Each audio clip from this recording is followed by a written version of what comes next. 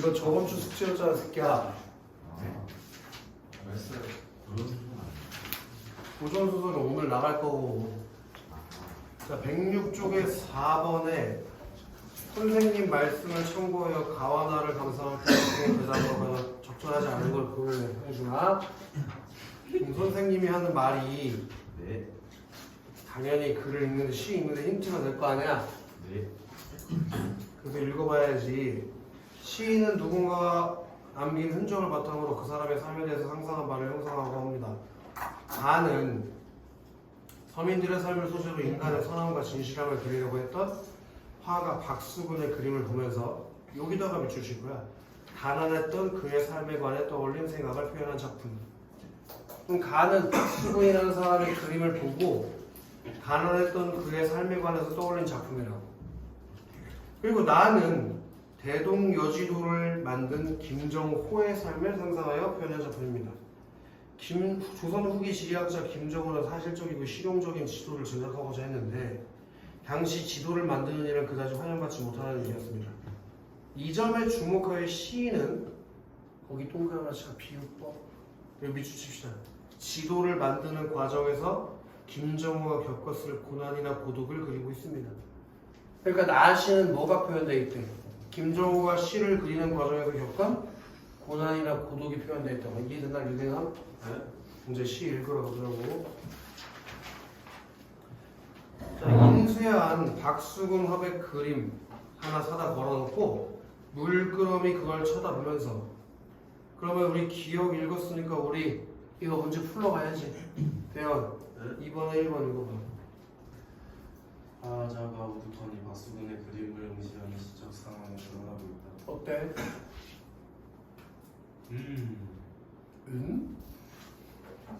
그렇죠? 맞아? 맞아? 뭐라? 책이 하얗네? 두 명이나 책이 하얀 사람이 있네. 우선 고전서를 풀었습니다. 대현 살려주세요! 숙제를 왜안 해? 엄마가 강하게 키워달라고 하시더라고. 강하게 키워주려고. 오늘도 숙제 안 하면 너 아름다움에 많이 일어나는 병하나? 여기 갈비뼈 하나 빠져. 알겠어요? 형중? 네네. 숙제를 왜 안 왔을까? 알았다. 대화에 하느라고 숙제 안 했구나. 쌤 얘가요. 형중아. 쌤 얘가 뭐라 줄 알아요? 누나는 숙제 안 해도 되지 않나? 아니 언제요 미친데가. 형중아. 네.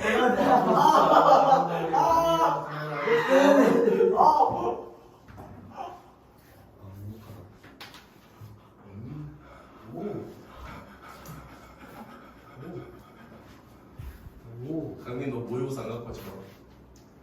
원석이 구해주고 싶어? 아프다고 수업 빠져주더니 숙제를 안 해와? 원석 말하면 평등해야 돼. 그치 원석? 숙제 해와. 좋은 말로 할 때 좋은 말로 안 하지만 말이야. 그래가지고 이제 우리 정시반도 강한 질타와 위로 들어가야겠다. 그래야지 이제 수업을 잘 들을 것 같아. 재밌겠지. 강민 옛날 생각나고. 펜질로요. 그렇지 그렇지. 너 진짜 좋다야. 다음 주에 형준 숙제 안 하면 너 거기 선택지 있는 글자 수만큼 찌른다잉? 네. 그러니까.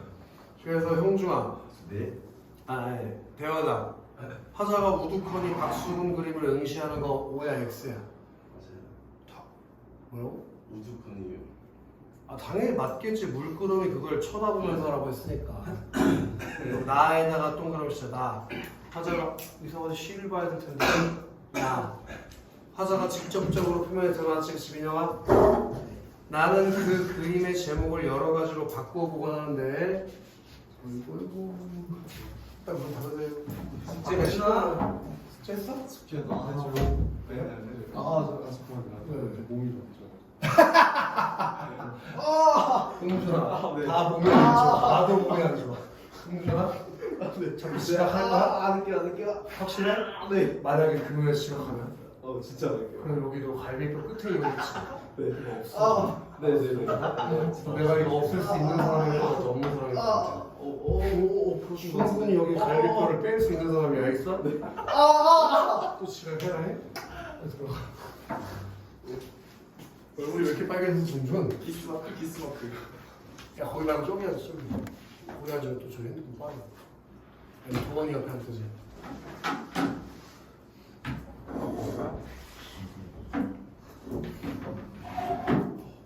몸이 왜 이렇게 좋아해? 친구들이 안 보여줘. 더 해도 되지? 그림의 제목을 여러 가지로 바꿔보곤 하는데 원래 제목인 강변도 좋지만은 할머니라든 손주라는 제목을 붙여보아도 그게 제목을 어떻게 해봤대 대현아? 손주라는 뭐래도? 개새끼 진짜 아직 정신 못 차렸어요. 그렇구나 정신 아. 아~ 원래 제목이 뭐래? 좋지만은 할머니라든가 손주라는 제목을 놓쳐봐도 가슴이 아랑아랑 것이 여간 좋은 게 아닙니다. 그러니까 원래 제목이 강변인데 제목을 어떻게 해보겠어? 할머니라든가 손주라는 손주. 제목을 붙여도 가슴이 아랑아랑 것이 여간 좋은 것이 아닙니다. 여기 제목을 바꿔도 충분히 어떻대? 좋다. 좋대. 아! 알겠어? 근데 제목을 왜 할머니라든가 손주로 바꿀까? 그림에 할머니나 손주 같은 사람들이 나오겠지. 아까 박수근 화가는 어떤 그림을 그리는 사람이라고 했었어? 서민들의 삶을 소재로 선함과 진실함을 그린다고 했으니까 할머니나 손주 같은 서민이 그림에 나왔겠지. 인정이요? 이해됐나? 자 그러다가 나는 이 사람도 나에 동그라미 치려고 했는데 왜 아무것도 표시가 안 되지? 나도 모르게 한 가지 장면이 떠오른다. 그럼 박수근의 그림을 보고 뭐 했다는 얘기야? 한 가지 장면을 떠올렸어. 상상 같은 걸 한 거지? 네. 그가 술을 드시러 저녁 무렵에 외출할 때 네. 마당에 널린 빨래를 걷어다 개어놓곤 했다는 것입니다. 여기서 그럼 그는 누굴까? 그가 술을 나가 아니고 나를 그라고 알아? 너 자신을 박수근. 그라고 그렇지. 그럼 그 밑에다 가로 열고 쓰든지 동그라미 쓰든지 해주는 게 좋을 것 같아. 박수근이 어떤 사람이었다고 돼요?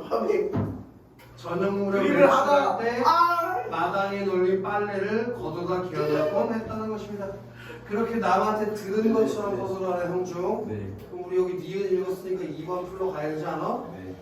화자가 다른 사람이 얘기하는 걸 전달하는 방식으로 안 안 보여요. 보인다. 맞죠. 맞지? 확실히 맞지? 그치 동준? 좋아. 다시 돌아가서 그 빨래를 개는 손이 참 커다랬다는 이야기는 참으로 장엄하기까지 한 것이어서 성자의 그것처럼. 그럼 그것처럼이니까 무슨 법이? 네? 그것처럼이니까 무슨 법이? 비유법. 비유법 중에서 뭐지? 지규. 직유법 써야겠지. 성자의 그것처럼 직유법 강민. 네.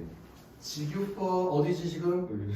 거기 직유법 느껴지기도 합니다. 근데 빨래개는 그 박수근의 손이 뭐처럼 느껴져 강민? 네.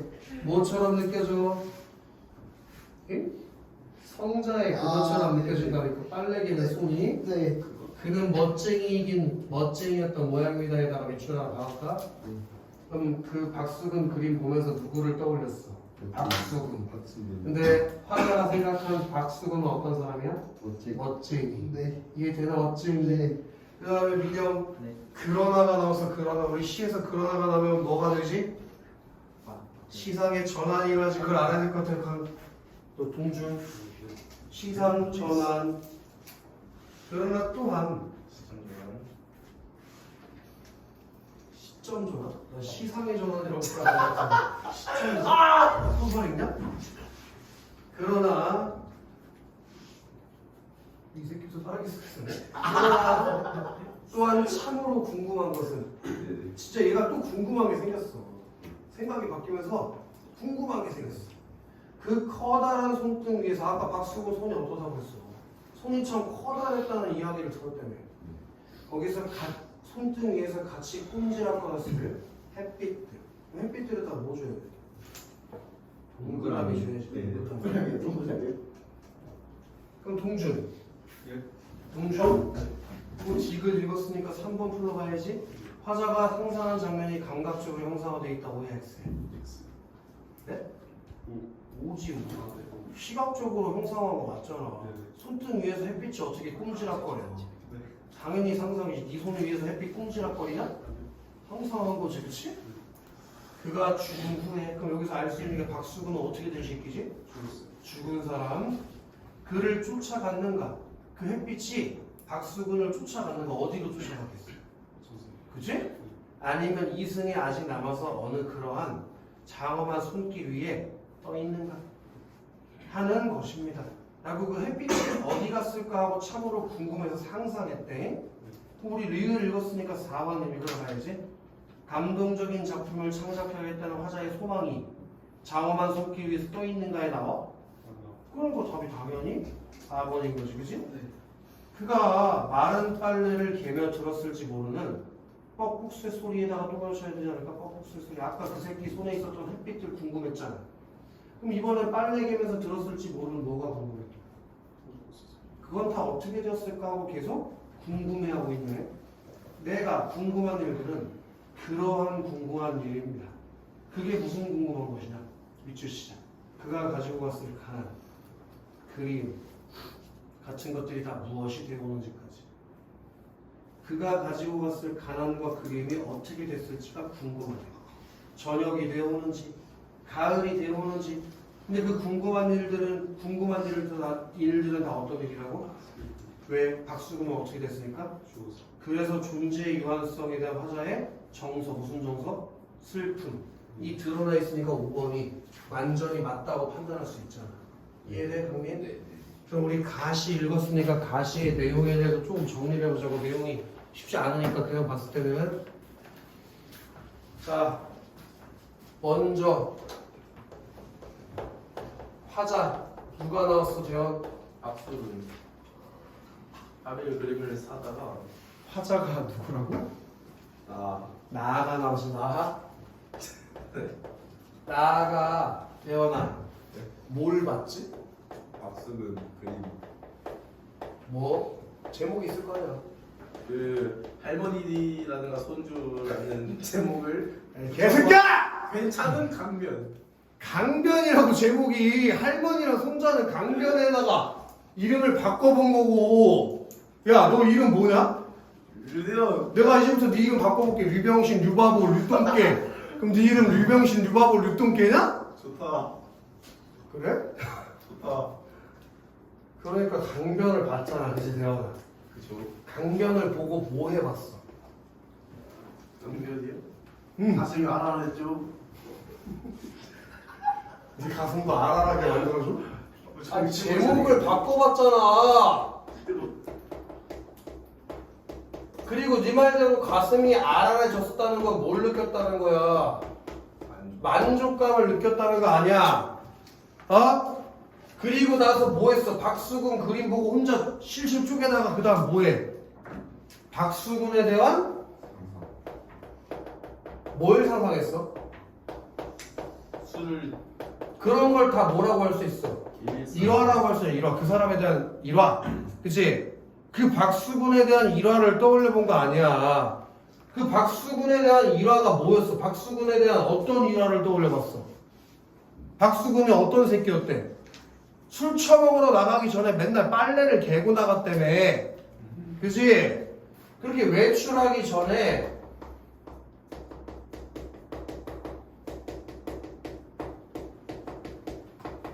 빨래를 개어놓는 거,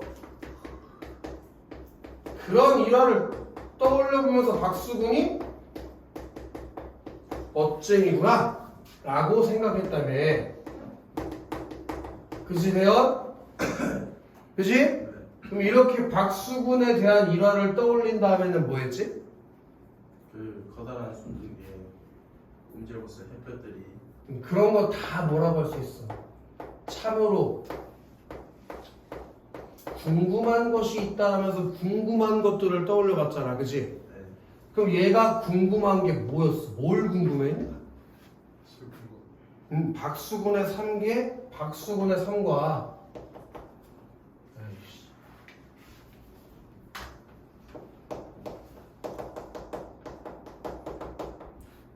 함께 있었던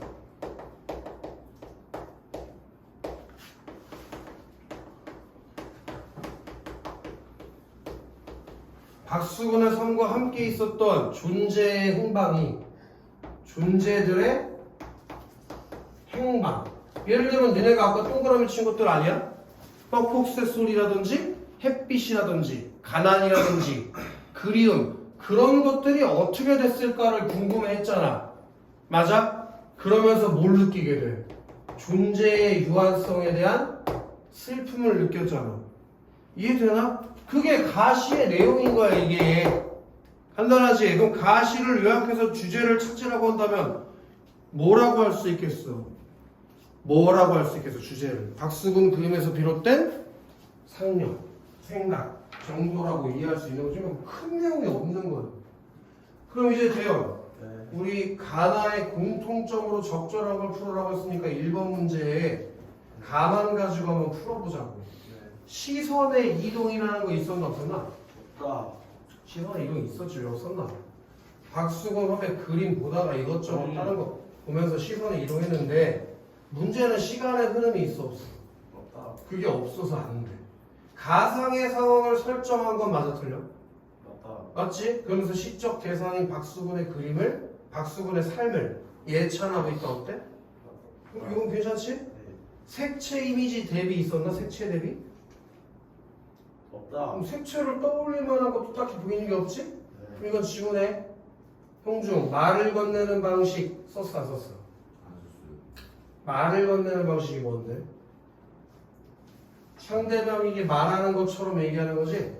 봐봐 뭐뭐 합니다 뭐뭐인 모양입니다 슬픈 일입니다 라고 이렇게 비읍니다로 끝나는 거는 구어체라고 해서 말을 건네는 방식이 맞아. 알겠어?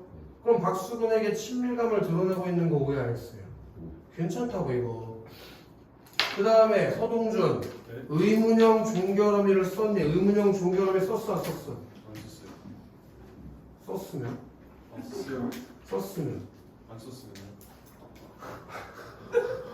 그러니까 내기 할까 우리? 여기 편의점 10만원 빵 내기 어때? 내가 집에 너네 다 사줄게. 야 없어. 밑에서 네 번째 줄에 뻑국새 소리 같은 건 다 어떻게 되었을까? 이거 의문형 종결어미 아니야? 응? 맞아요. 맞잖아. 그래서 이게 슬픈 일이라고 정서를 강조하는 것도 맞는 것 같은데. 네? 슬픈 일들입니다 하면서 정서를 강조하고 있는 것도 맞는 것 같은데. 그건 어떻게 됐을까? 하면서 슬픈 일입니다라고 정서를 강조하는 거. 맞아요. 그지? 이렇게? 그러니까 가만 가지고 1번을 풀었을 때 답의 후보가 2, 4, 5번으로 나와 있어야 된다고. 2, 4, 5번으로. 그리고 유대형 A 읽었으니까 A가 뭔지 가지고 이제 문제 3번 풀어봐야겠지. A가 뭐였나? 가슴이 야란한 것이 어떤 종이 아니에요. 그 박수근 화가 그림의 이름을 바꿔봤을 때 제목을 바꿔봤을 때 어땠다고? 가슴이 알아라는 것처럼 너무 좋았대. 그럼 1번 볼까 3번?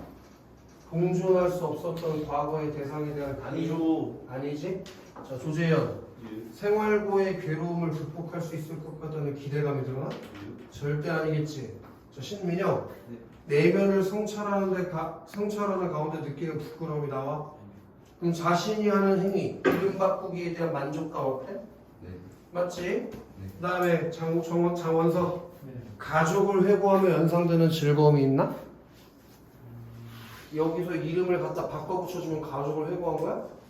그러니까 답이 그냥 나와버리잖아 4번으로. 이렇게 풀면 문제가 더 빨리 풀리고.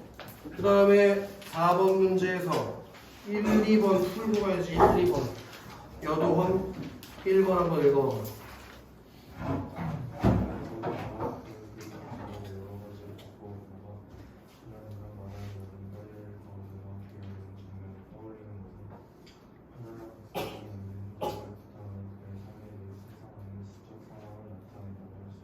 얘가 그림 제목 바꿔보기. 마당에 널린 빨래를 개어다 놓는 장면을 떠올리는 게 박수근이 남긴 흔적을 바탕으로 그의 삶에 대해서 상상하는 거 어때? 그 다음에 서동준 2번 가에서 내가 궁금한 일들이 그가 가지고 갔을 가난이나 그리움 같은 것이 무엇이 들어오는지라는 것은 화자가 서민들을 가난에서 벗어나게 해주려고 노력했던 박수근의 삶에서 선함과 진실함을 떠올리는 것이라고 할 수 있어요. 이게 틀렸잖아 그치 동준아? 네. 근데 동준아 선생님이 저번에도 얘기했는데 이런 문제 풀 때 2번 선택지가 만약에 적절하려면 네. 보기에 박수근이 서민의 가난함 그걸 벗어나게 해주려는 노력을 했다는 말이 들어있어요. 근데 보기에 두 번째 줄부터 봐봐. 서민들의 삶의 소재로 인간의 선함과 진실함을 그리려고 했다고 했지. 그리고 박수근 자체가 가난한 삶을 살았다고 했지. 서민들의 삶을 가난에서 벗어나게 해주려고 노력했다는 얘기는 어디 있니? 누가 박수근이 그런 삶을 살았대? 그런 말 한 적 없지 않아? 이렇게 장난질을 친다는 거야. 문학에서는 보기에 나오지 않은 말을 가지고 얼추 맞을 것 같은 얘기를 넣는다고. 그런 얘기 나온 적이 없잖아, 한 번도. 그러니까 당연히 답이 2번이고. 지금 벌써 문제가 3개나 풀려있네요, 거의. 이제 앞으로 돌아가서 나 읽어야겠지? 송영중. 네. 나아시는 어떤 내용이시라고 했었지? 김정과 대형 여제도를 만들면서 이 힘든 점. 만들면서 겪었던 고뇌나 고난 같은 걸 표현한 시라고 했었어. 나 동그랗지. 나. 여기서 나는 화자이면서 누구라는 것도 이해해 줄 수 있어. 김정우. 그렇지. 나를 쫓아온 눈발. 눈발 긍정일까 부정일까? 긍정일까 부정일까? 부정. 세모 때려야지. 당연히 그건 뭘 상징하는 거였어? 고난과 시련, 뭐 역경 이런 걸 상징하겠지. 눈발 어느새 여기서 그쳐. 어둠 덮인 이쪽 능선과 헤어지면 바다 끝까지 길게 걸쳐진 검은 구름대. 그럼 강민, 검은 구름대 긍정 부정. 부정. 그지? 그리고 어둠 덮인 이쪽 능선들 긍정 부정. 부정. 다 세모 박아보자고. 자, 도원. 자, 이제 공통점을 찾아보자. 세모 친 것들. 눈발, 어둠 덮인 이쪽 능선, 검은 구름대. 이런 것들은 전부 다 화자에게 주어진 고난과 시련을 상징할 텐데, 특히 어둠 덮인 이쪽 능선이나 검은 구름 색깔이 다 까맣고 어둡지. 그럼 어떤 이미지를 가지고 있다고 할 수 있어? 어둠의 이미지를 가지고 있다고 할 수 있지 않을까? 그 어둠의 이미지를 가지고 뭘 표현해 놓은 건데? 화자의 고된 삶을 표현한 거겠지. 이해돼? 그리고 우리는 왜 화자가 고된 삶을 살고 있는지도 알고 있어. 왜 고된 삶을 살고 있어? 대동에서 받았잖아. 그림을 그리는데 겪는 고난과 시련이 있다면서 형중. 자, 헛디뎌 내 아득히 헤맨 날들. 뭘 헤맸는데? 왜 헤맸는데? 지도를 만들고. 끝없이 퍼덕이던 바람 다시 옷자락에 와 붙고 스치는 소매 끝마다 툭툭 미주씨가 툭툭 이런 거 뭔지 이런 거 읽을 때마다 바로바로 찾아야 돼. 툭툭 같은 게 뭐야 소영주? 음성생님. 그렇지. 음성상징 이런 거 바로바로 찾아줘야 돼. 툭툭 수평선은 끊어져 사라진다. 자, 사라진다. 일념도 무슨 법이겠어? 난 태어나서 일념도 사라진다는 말은 들어봤는데 사라진다 일념도 이런 말은 처음 들어봐. 네. 여기 무슨 법이 쓰인 거겠어? 그걸 바꾸는 거요. 그치, 그 표현법에 이름이 있잖아. 지그치읒법, 무슨 도치? 도치. 도치법. 여기 써줘야겠지? 도치법. 무슨 법 돼요? 세상에 흘리는 웃음소리에 감추며. 그럼 여기서 이 세상의 웃음소리인데 흐리는 웃음소리래. 흐리는 웃음소리. 그럼 긍정이겠어, 부정이겠어?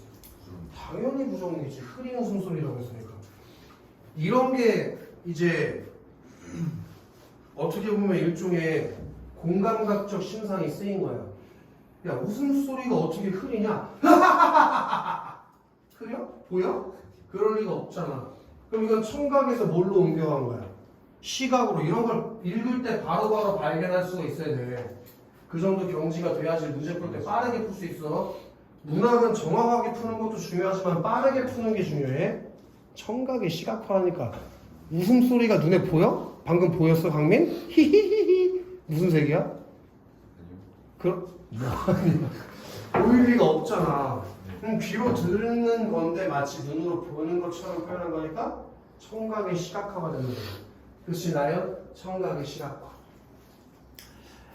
거기에 감추며 여기까지 끌고 왔던 사랑. 깨진 발바닥에 무슨 간파에 번진 피 얼룩도. 간발에 번진 피 얼룩도. 그럼 요 피 얼룩은 발에 왜 생겼을까? 돌아다니면서 지도 만드느라고 고생해서 그런 거 아니야? 그럼 그 피 얼룩이라는 거에는 김정호의 뭐가 담겨 있는 거야? 시련. 열정, 노력 뭐 이런 게 담겨 있다고 할 수 있겠지. 그걸 피얼룩이라고 형상화한 거야. 니네도 좀 피얼룩 생기게 공부 좀 해라. 저렇게 적은 파도에 바다의 파도로서 풀어지느냐? 자, 여기 또 중요한 표현이었다. 훼손된 목선에다가 동그라미 하나 칠 건데, 목선이라는 게 뭔지부터 알아보자고. 형준, 목선이 뭐야? 나무배 나무배. 근데 그게 어떻게 됐지? 훼손이 됐어. 훼손이 됐으면 저기 움직여 못 움직여. 못 움직여. 그게 덩그러니 뜬 네모자 모래벌. 모래벌에는 무언가 신가 죽고 있는 남루한 아이들을 동그라미 칠 거예요. 남루한 아이들. 돼요. 남루하다는 게 무슨 뜻이지? 가난하다는 뜻이 남루하다는 뜻. 여기서 위로 다시 올라볼게. 훼손된 목선은 마치 누구의 처지와 비슷해. 자기 자신의 처지랑 굉장히 유사하지. 그래서 자신의 처지를 떠올리게 해주는 매개체가 되는 거예요. 그리고 모래벌에 누굴 발견했어? 저기 동준아? 만루하네. 자, 굽은 갑에 부딪혀 꺾이는 목소리가 들린다. 어둡고 외진 길목에 자식 두어 던져놓고. 봐봐, 그럼 어둡고 외진 길목 긍정 부정 민영. 세모 봐봐요, 그렇지? 강민. 어둡고 외진 길목에 자식을 던져놨대. 너 진짜 자식을 얘가 어둡고 외진 길목에 던졌겠냐? 자식들이 지금 사는 곳이 어둡고 외진 길목이라는 얘기겠지. 네. 왜 병신도 아니고 어둡고 외진 길목에 살아? 나무가 가난한 형편을 상징하는 것이 가난한 형편? 그 자식 두어 던져놓고도. 그럼 자식을 던져놓았다는 건 무슨 표현일까? 나 지금 지도 그리러 돌아다니고 있지 않아? 자식 돌볼 수 있어? 그럼 여기서 자식을 던져놓았다는 건 우리가 이해할 수 있는 말로 표현해보면 자식을 돌보지 않았다는 뜻인 거지. 그래서 평생 마음 안팎으로 뛰어올린 별빛 동료시고 별빛으로 환해지던 어느 밤도 있었다. 여기서 그 별빛이라는 거는 물을 평생 얘가 마음 안팎으로 뛰어올린 별로 환해지는 밤도 있었대. 그럼 그 별빛은 뭘 상징하는 거겠어? 만족감, 보람 이런 거겠지. 지금 뭐 하고 있는데? 대동여지도 그리고 있잖아. 그 대동여지도 그리는 순간에 이런 고뇌도 있었지만 일종의 뭘 느낀 날도 있어. 보람과 만족감을 느낀 날도 있겠지. 희미한 빛 속에서 수없이 물새 흩어지면서 흩어놓은 인광만큼이나 여기 좀 형광펜 치면 아름다울 텐데 그리움.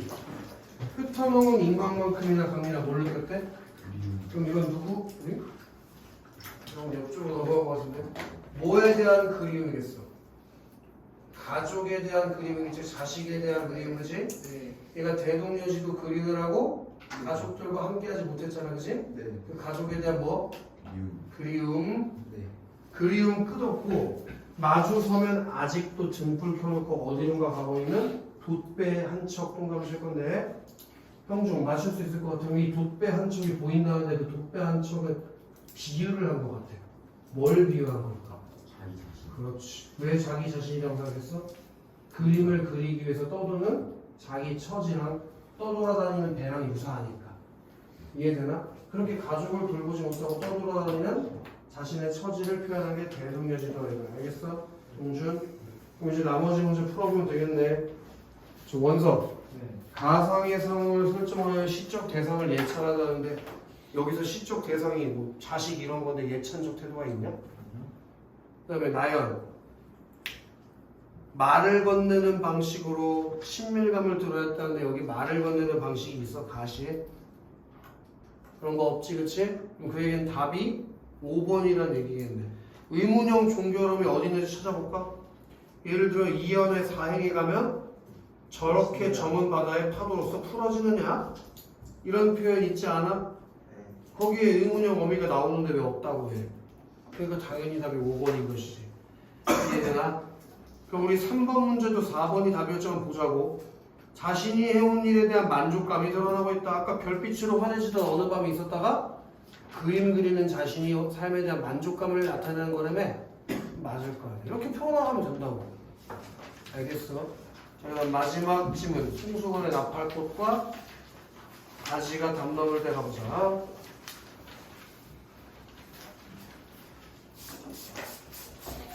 요거 하면 앞으로 거의 한 달 정도 내가 특별한 숙제를 내주지 않는다는 현대시를 많이 못 볼 거라서 오늘부터 한 주에 하나씩 모의고사 나갈 거예요. 한 주에 하나씩.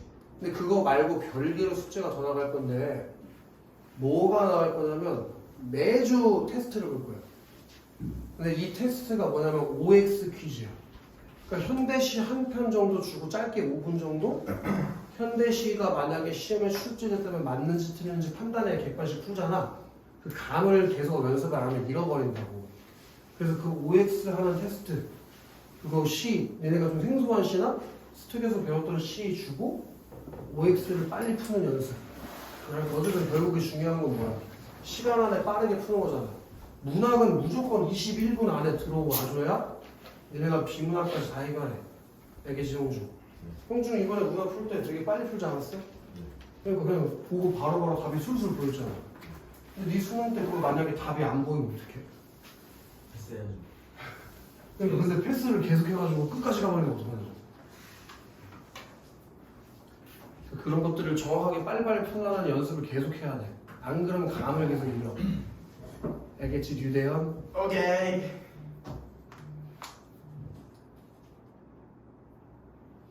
샘프 소리가 성립 무슨 삼성소리인데. 야 김강민 오늘 누구?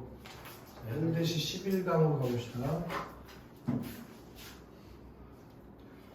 확실히 남자애들이 더 많으니까 수업하기가 편하긴 하네.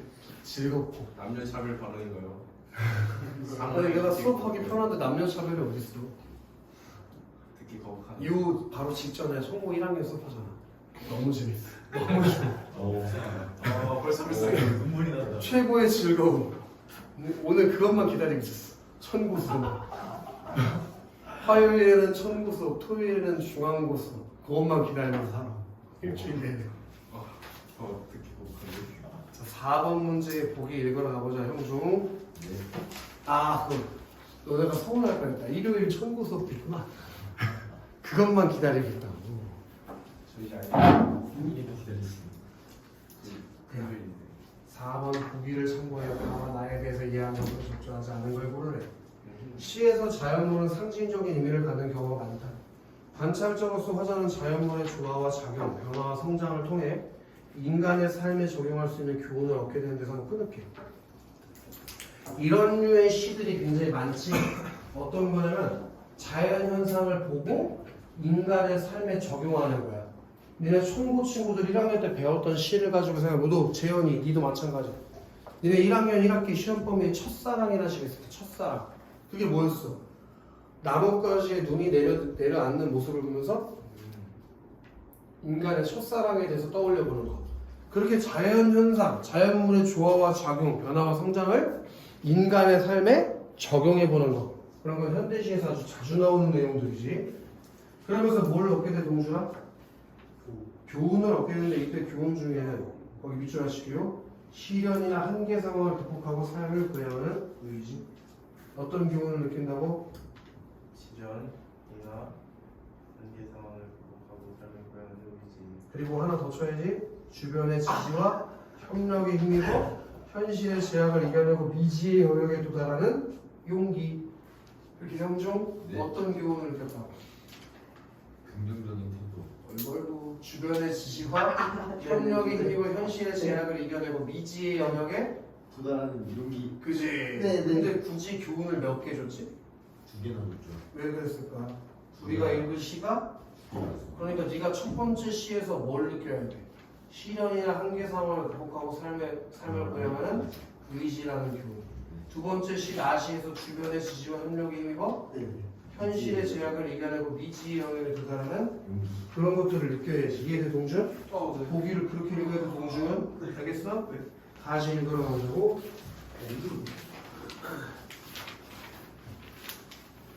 자, 송수건의 나팔꽃. 성중. 네. 아까 나팔꽃에서 우리가 무슨 교훈을 얻기로 했지? 좋은 기분. 뭐? 무슨 교훈? 누구 찾냐?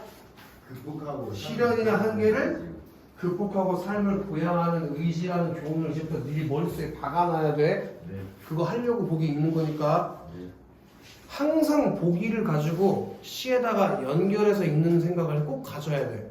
알겠어? 왜냐면 그 보기를 왜 주는 거라고 했어? 니네가 시 해석하는 가이드라인을 잡아주는 거란 말이야.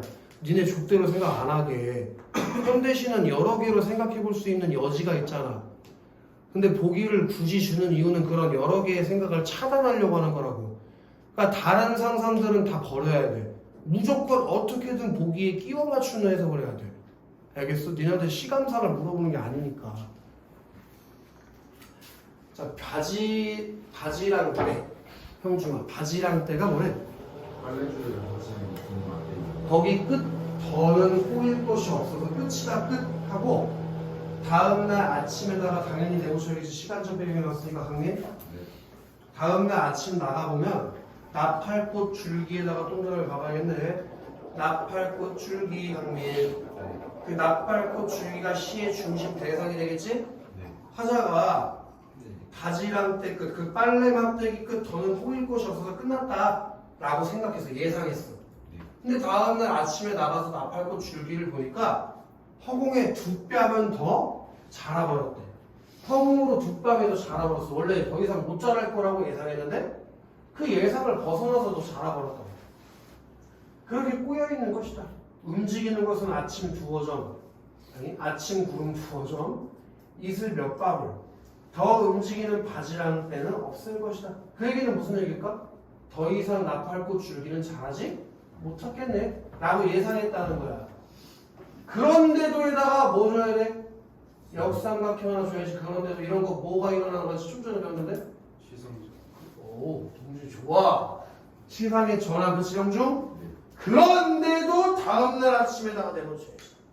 그럼 이 시는 어떻게 시가 전개되는 거야 형중? 시간의 흐름. 그렇죠. 이게 시간의 흐름에 따라 전개되는 거지? 얘 그 전날 밤에 뭘 예상했지? 그 전날 아침에? 이 새끼 더 못잖아. 그치? 근데 다음날 아침에 나가보면 덩굴 소리까지 흘러나와 허공을 감아지고 바지랑 때를 찾고 있는 것이다. 그러니까 예상과 다르게 계속 어떻게 했지? 성장했어. 아! 이젠 포기하고 되돌아올 때도 되었거니 라고 뭐 했어 또? 이젠 예상했지 그치? 근데 다음날 아침에다가 내놓쳐볼까? 다음날 아침에 또 내놓쳐볼까? 빨리빨리. 다음날 아침에 나가보면 갸냘픈 줄기에 와, 이 새끼 봐라. 두세 개의 종까지 메어달았대. 근데 우리 종에다가 동그라미 하실 건데 오, 그렇지. 씨렸다. 이게 나팔꽃을 뭐 한 거? 비유한 거지. 이건 무슨 법일까? 은유법이겠지. 직접적인 연결어가 없이 비유가 되면 다 은유라고 생각하면 돼. 알겠어? 종까지 메어 달고는 아침 하늘에다가 은은한 종소리에다가 밑줄하실까? 은은한 종소리를 퍼내고 있는 것이다까지. 그럼 여기 종소리를 칠 수는 없을 거야 분명히. 이건 진짜 종이 아니고 뭐니까? 아이 씨발 이게 종이 아니 나팔꽃이 어떻게 소리를 내? 너 꽃이 소리 내는 거 봤어? 나팔이잖아.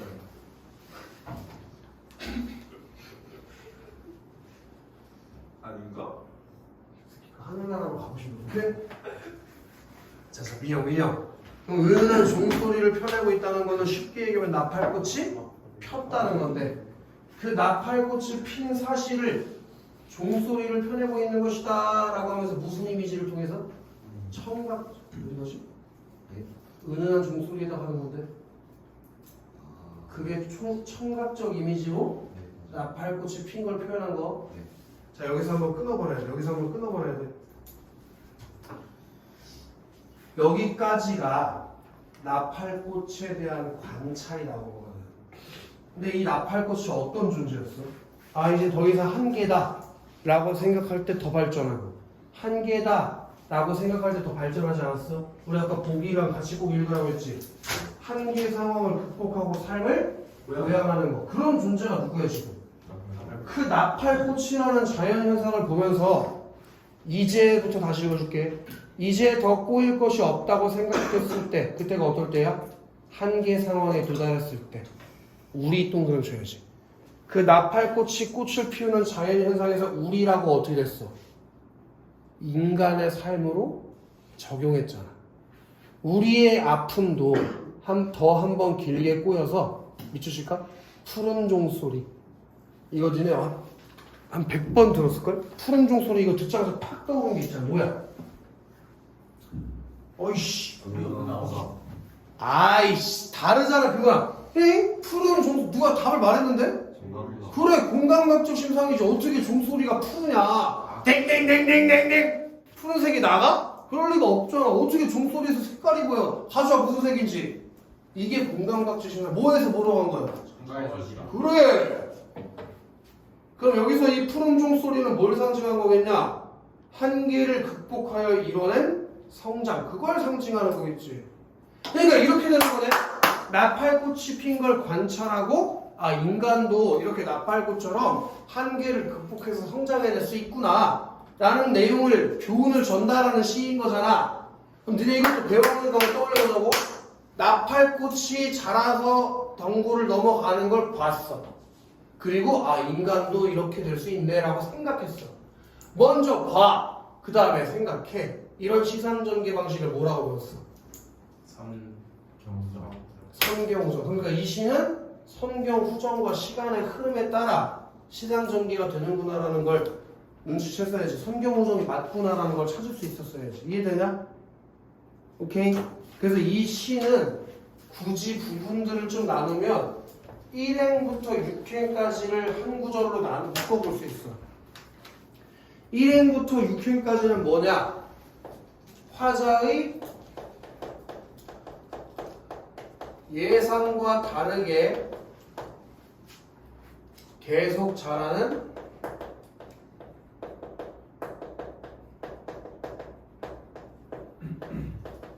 나팔꽃의 모습을 봤단 말이지. 그리고 7행부터 9행까지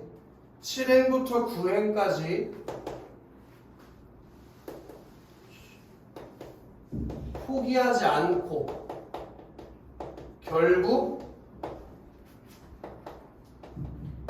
꽃을 피워냈다고. 이렇게 1행부터 9행까지 얘가 나팔꽃의 모습을 관찰하는 선경의 모습이 있었다고 형주. 그지?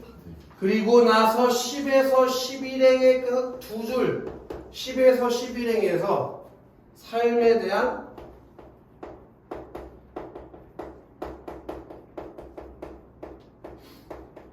인간의 삶에 대한 깨달음을 얻게 했던 화자의 내면에.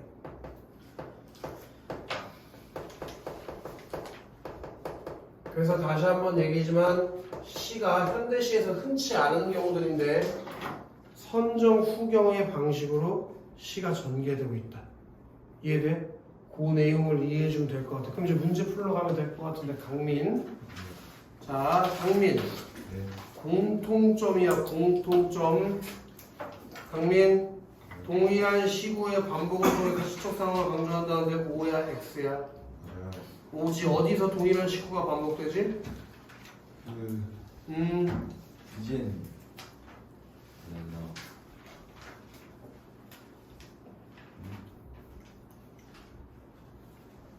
뭐뭐 하고 있는 것이다. 그렇지. 뭐뭐 하고 있는 것이다. 뭐뭐 하고 있는 것이다. 그런 동일한 시구가 반복되고 있네. 민영. 공간의 이동 있나? 화자의 정서도 변하는 게 없지. 재현.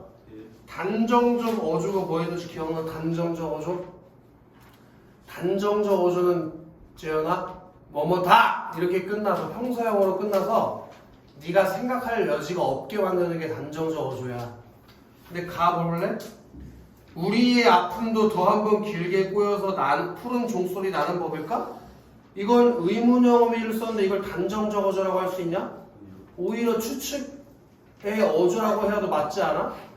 야, 류대현. 네, 맞아요. 의문형 진술로 시상을 진술한 건 맞는데 너 진짜 회의적 태도를 노출한 게 맞아? 회의적 태도가 뭔데? 의심하는 마음 아니야? 교훈을 얻은 건데 이게 의심하는 거야? 나팔꽃처럼 인간도 삶의 한계를 극복하고 한 단계 더 나아갈 수 있다라는 교훈을 주는 거지. 이게 의심하는 마음을 푸는 게 아니잖아. 예를 들면 대원이가 국어 1등급 맞을 수 있을까? 이건 4번 선택지에 맞는 얘기가 되지만 우리의 아픔도 한 번 더 길게 꼬여서 푸른 종소리 나는 법일까? 이건 의심하는 마음을 드러낸 게 아니라고. 오케이? 그럼 형중, 네. 작품의 표면에 화자 나와? 안 나와요. 나온 적 있나? 없죠. 그리고 직접적으로 정서에 대해서 얘기한 적도? 없죠. 그럼 답이 그냥 나와버린 거 아니야. 1분. 그다음 동준, 기억이 갸냘픈 줄기에 두세 개의 종까지 매어 달고는이야. 그지? 그게 은유적 표현을 활용해서 나팔꽃의 개화를 형상화했대. 뭐야 X야? 5. 그 다음에 도원. 우리의 아픔도 더 한 번 길게 꼬여서 푸른 종소리 나는 법일까? 우리의 아픔에 대한 것으로 확장된 화자의 이식을 공감각적 심상을 활용해서 드러냈대. 뭐야 X야? 맞아요. 5지? 뭐 할 게 없네. 다음 3번에 A가 그런데도야. 그런데도 나연 A가 그런데도가 화자가 인지하는 시간의 경과를 제시하나? 그렇지 않지? 그런데도를 가지고 시간의 경과를 제시하진 않지? 원서 그런데도가 의외의 상황이 전개될 걸 예고하는 건 왜 X야? 그치? 그런데 하면 이전과 다른 상황이 나온다는 거니까. 민혁 그런데도는 화자가 대상의 감정이입하는 상황이야?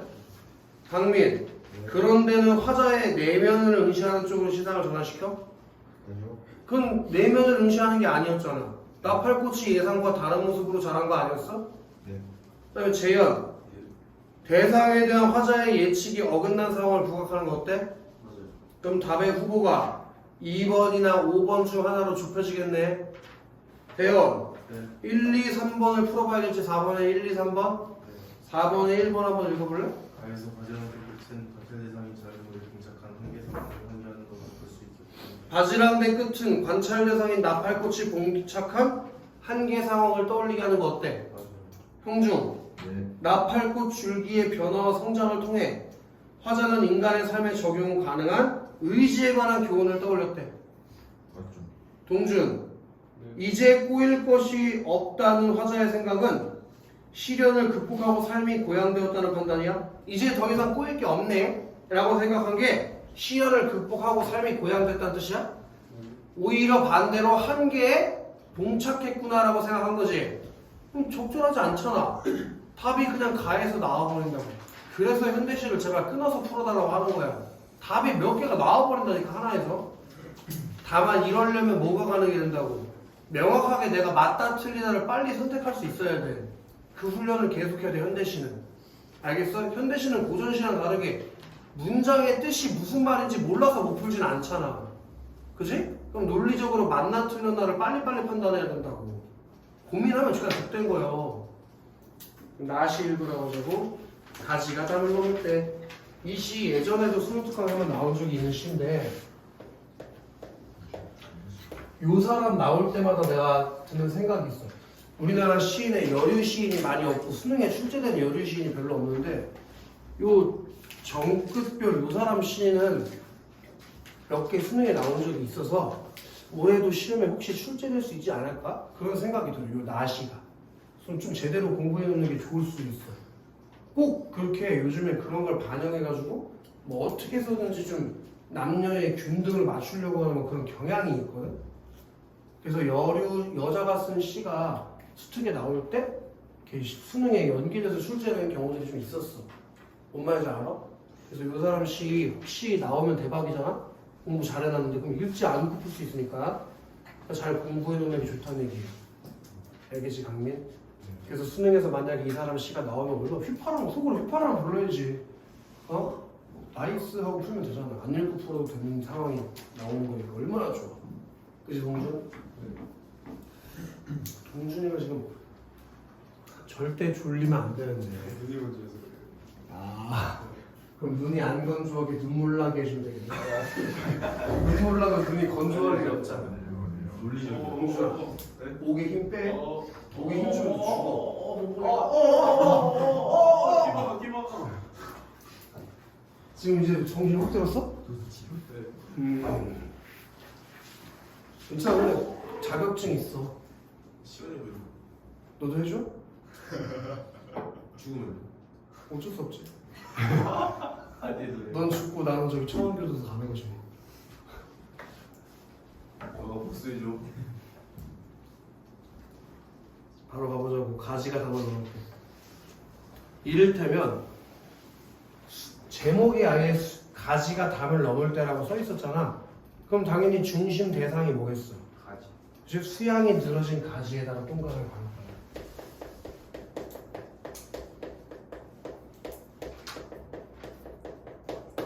얘가 담을 넘을 때 담. 그럼 담은 가지가 뛰어넘어야 되는 대상이니까 뭘 상징할까?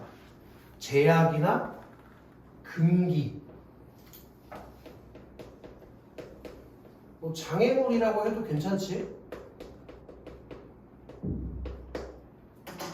그래서 세모를 쳐도 되고 별표를 쳐도 되는데 나는 그냥 별표 칠게. 담을 넘을 때 그건 수양가지만의 일은 아니었을 것이다. 그러니까 수양가지 혼자만의 일은 아니라고. 이 금기를 뛰어넘는 게 수양가지 말고 다른 이들에게도 영향이 있나 봐. 얼굴 한번 다시 얼굴 한번 못 마주친 얘한테 형광펜 때리자. 레몬 뿌리. 그리고 잠시 살 붙였다가 정확히 손을 터는 형광펜 숫자. 꽃과 잎. 일단 형광을 쳐봐. 얘네들이 혼연일체로 믿어주지 않았다면 가지 혼자서는 한없이 떨기만 했을 것이다. 그 얘기는 무슨 얘기야? 가지가 담을 넘기 위해서 누가 도움을 줬다는 얘기지? 뿌리, 꽃, 잎이 도움을 줬다는 얘기지, 그치? 근데 얘 봐봐. 이 뿌리, 꽃, 잎은 가지랑 연관성이 있어 없어? 연관성이 있는 대상들이지? 같은 일체의 몸을 가지고 있는 놈들 아니야? 그래서 얘네들은 전부 다 어떤 요인이냐면 가지가 담을 넘을 수 있도록 도와주는 내적 요인들이야. 오케이? 이들의 도움이 없으면 담을 넘지는 못하고 혼자 떨기만 했을 거래. 그리고 밑줄 그냥 치면 좋을 것 같은데 이행에 뭐뭐였을 것이다. 그리고 지금 1년 마지막 행에 했을 것이다. 뭐뭐을 것이다 라는 게 뭐가 되겠어? 종결어미가 반복되고 있지. 그럼 여기서 1번 문제 1번이 왜 맞는지 확실하게 아는 거잖아. 아까 1번이 뭐였어? 동일한 식구의 반복이었죠. 지금 동일한 식구 반복 나온 거 아니야? 여기서 한 번 더 확신을 가지면 되는 거라고. 왜냐면 아까 이게 공통점이면 둘 다 맞아야 되는 거잖아. 근데 가만 맞다고 판단이 서서 좀 불확실할 때가 있잖아. 그럼 나 읽을 때 이게 맞나 틀리나 판단해보면 돼. 이해돼? 그 불확실한 거 세워 쳐놓고 나 읽으면서 판단해보라고. 무슨 말인지 알겠어? 자, 한 닷새 내리던 고집센 비에다가 세워칠까? 비. 그리고 밤새 정분만 쌓던 돌이 없는 폭설 세워칠까? 근데 이것들이 아니었으면 여기 또 나왔네. 뭐뭐가 아니었으면 뭐하던 뭐가 아니었으면 뭐하던 뭐가 아니었으면 하고 무슨 법이 나왔니? 근데 이건 반복법도 괜찮은데 대꾸법이라고 하면 좀 더 좋겠지. 비슷한 문장 구조가 반복되고 있으니까. 그 다음에 원서가 비가 고집에 쓸 수 있냐? 폭설이 정글 쌓을 수 있냐? 그럴 수 없잖아. 여기서 무슨 법도? 의인법도 찾을 수 있을 것 같아. 비와 폭설에서. 이해돼? 그것이 아니었다면 담을 넘는 게 가지에게는 그리 신명나는 일이 아니었을 것이다. 그러면 비와 폭설도 가지가 담을 넘는 데 도움을 줬다는 뜻이네. 근데 여기 봐. 뿌리, 꽃, 잎은 뭐랑 붙어있는 애? 가지요. 근데 비와 폭설은 가지와 붙어있는 게 아니잖아. 그럼 얘 무슨 요인이야? 외적 요인이라고 할 수 있는 거 아니야? 맞지 동준? 그러니까 무슨 얘기? 이 담 안쪽에서 비와 폭설이 내렸기 때문에 내가 어쩔 수 없이 뭐 하게 됐다고? 담을 넘을 수밖에 없었다 이거야. 무슨 얘기인지 알아? 그러니까 나한테 주어진 고난과 시련도 내가 어떤 한 단계 더 나아갈 수 있는 하나의 도약이 되는 계기가 될 수 있다는 거지. 이해되냐? 오케이? 무엇보다 가지의 마음을 머무세우고 담 밖을 가둬두는 저 금단의 담. 그럼 금단의 담도 세워줘야지. 이 담도 일종의 외적 요인이라고 볼 수 있잖아. 그 담이 아니었으면 담의 몸을 가로지르고 담의 정수리를 타 넘어. 근데 담이 몸이라는 게 있을 리가 없고 정수리라는 게 있을 리가 없잖아. 그러니까 여기서도 무슨 법이 쓰였다는 거 알 수 있어, 강민? 의인법. 저 금단의 담이 아니었으면 담의 몸을 가로지르고 담의 정수리를 타 넘어 담을 열 수 있다는 걸 수양에 늘어진 가지는 꿈도 꾸지 못했을 것이다. 즉 비폭설 담 이론이 있었기 때문에 뭐 하는 생각을 가졌다고? 담을 넘어야 한다는 생각을 갖게 됐다 이거야. 그 얘가 담을 넘을 수 있게 만들어준 내적 요인이 있고 외적 요인이 있는데 그런 요인들로 인해서 가지가 담을 넘을 생각을 하게 됐다. 이해되지? 오케이. 자, 그러니까 목련가지 동그라미, 감나무가지 동그라미, 줄장미가지 동그라미, 담쟁이 줄기 동그라미. 원래 그전에는 수양나무, 수양이 늘어진 가지만 있었잖아. 근데 이제는 여러 가지 줄기들이 제시해졌지. 비슷한 대상들이 모인 거야. 열거법이 쓰이거든, 열거법. 그래서 수양이 늘어진 가지뿐만 아니라 목련가지, 감나무가지, 줄장미 줄기, 담쟁이 줄기도 다 뭐 할 수 있는 존재라고? 할 수 있다. 담을 넘어갈 수 있는 존재라고 대상을 확대시키는 거지. 열거를 통해서 인식의 대상을 확대시키는 거. 이해돼? 가지가 담을 넘을 때 가지에게 담은 무명의 획을 긋는 여기가 중요한 표현인데 또 도박 밑줄, 도반 밑줄. 가지가 담을 넘을 때 가지에게 담은 무명, 흰 종이에 획, 한 줄을 긋는 도박이면서도 도반이었대. 왜 도박이야? 왜 도박이지? 위험을 무릅쓴 일이니까. 그건 이해가 돼. 근데 도반의 뜻이 뭐래? 함께 돌을 닦는 벗이라는데 왜 이게 벗이야? 그 담이 있었기 때문에 내가 담을 넘을 생각을 할 수 있었어요. 이해돼 형중? 그래서 이거 4번 보기에 있었던 뭐랑 같이 가는 거? 주변의 지지와 협력이 힘입어 현실의 제약을 이겨내고 미지의 영역에 도달하는 용기. 저는 주변의 지지와 협력이 뭘 말하는 거예요? 뿌리, 꽃잎, 빛, 꽃, 담을 말하는 거 아니야? 그걸로 인해서 담이라는 현실적 제약을 이겨낼 수 있구나. 긍정적인 태도를 가져야 되는구나라는 교훈을 주는 내용이었다 이거야. 무슨 내용인지 알겠어? 근데 여기서 내가 중요하게 집어주고 싶은 포인트는 뭐냐면 4번에 보기에서 교훈을 굳이 몇 개로? 2개로 나눴지? 그럼 니네 시 읽을 때도 앞에 건 가시, 뒤에 건 나시 이렇게 연결 지어서 읽어야 돼. 이게 굉장히 모의고사가 친절해. 2개의 교훈이 나오면 앞에 건 무조건 가시로 가. 뒤에 건 무조건 나시로 가. 알겠어? 국민 네. 2번에 3번, 4번, 5번 판단해야 되지 않아? 네. 강민, 디귿이 한 닷새 내리고 고집센 비가 아니었으면 이거야. 네. 그게 비를 의인한 표현은 맞는 것 같은데 네. 암울한 분위기를 조성하는 거 맞나? 아니요. 비 덕분에 얘가 담을 뛰어넘을 수 있게 되는데 암울한 분위기가 생겨? 아니요. 그게 틀린 거겠지? 네.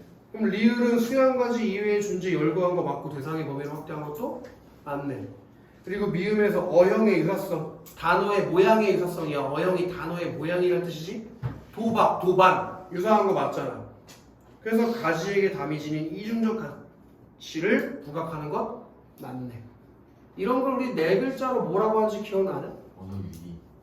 역시 국어 1등급 송영주 계좌번호 보내라. 성적표 나오면. 감사합니다. 좀 친다.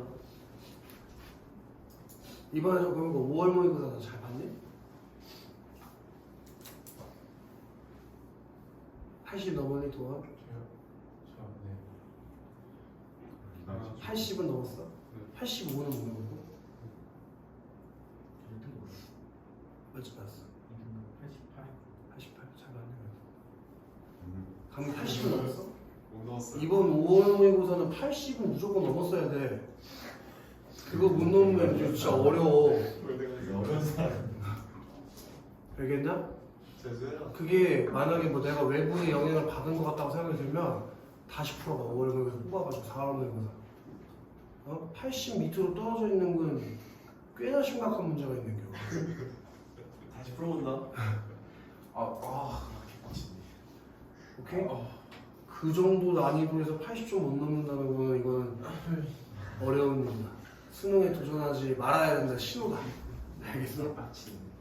그래서 강민이 다시 한번 풀어봐. 알겠어? 네. 강미 나랑 시간 좀 풀자. 싫어.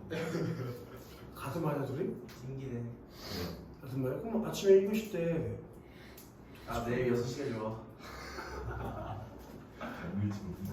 자 그러면 3번 문제에서 2번과 5번 중 하나 판단이 들어가야 될 것 같은데 B가 뭐였지?